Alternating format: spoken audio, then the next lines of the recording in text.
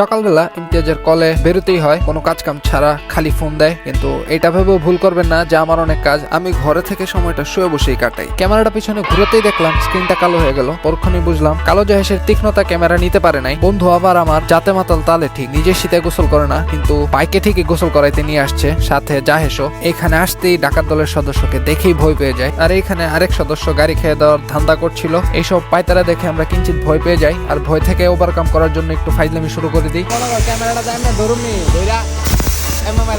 তারপরে জীবনে প্রথমবারের মতো আবিষ্কার করলাম বাংলাদেশের স্নোফল। যদিও এর আগে এটা দেখা হয়েছে অনেকবার, কিন্তু এমন পোংটামি ভিতরে আসে নাই, যার কারণে আপনাদের দেখাতেও পারি নাই। তারপর আমি মুভির ফাইটিং সিনের অ্যাকশন গুলা এক্সপিরিয়েন্স করতে করতে চলে যাই দালালদের অফিসে। এখানে আসতেই দেখি প্রচুর পরিমাণে ক্রাউড, কারণ এখানে দালাল ছাড়া যেহেতু কাজ হয় না, তাই দালালদের অফিসই বললাম। এখানে জ্যাম ট্যাম ঠেলে গেলাম হচ্ছে হেল্প ডেস্কে একটা ইনফরমেশন নেওয়ার জন্য। ওইখানে যেতেও দেখি অনেক ভিড়, ভাবছে এখানে মিষ্টি টিষ্টি বাড়তেছে কিনা। একজনকে জিজ্ঞাসা করার পরে বললো সবাই দাঁড়িয়ে আছে, তাই আমিও দাঁড়িয়ে আছি। বিকালবেলা বেরিয়ে গেলাম ফটোকপির দোকানে দেখার জন্য যে আমার একটা কপি বের করা যায় কিনা, কিন্তু অনেক চেষ্টার পরেও ব্যর্থ হয়ে ফিরলাম। আসরের নামাজ আদায়ের জন্য যাই ফুলবাড়িয়া মসজিদে। নামাজ শেষ করে বেরিয়ে বাইকে এসে বসতেই দেখি বাইকের ক্লাচ কেবলের টাই ফিস হয়ে আছে। তারপরে ঘন্টাখানেক অপেক্ষা করার পরে কাউকে না পেয়ে নিজে একা একা ঠেলে নিয়ে আসি গ্যারেজে। বাইকটা গ্যারেজে নিয়ে আসার পর 5 মিনিটের কাজটা তারা দক্ষতার সাথে করতে করতে প্রায় 1 ঘন্টার উপরে লাগিয়ে ফেলে। বাইক ঠিক করে যাই ট্যাঙ্কের পার, সেইখানে খাই চিতই পিঠা, সাথে ছিল ছোলা ভাজা।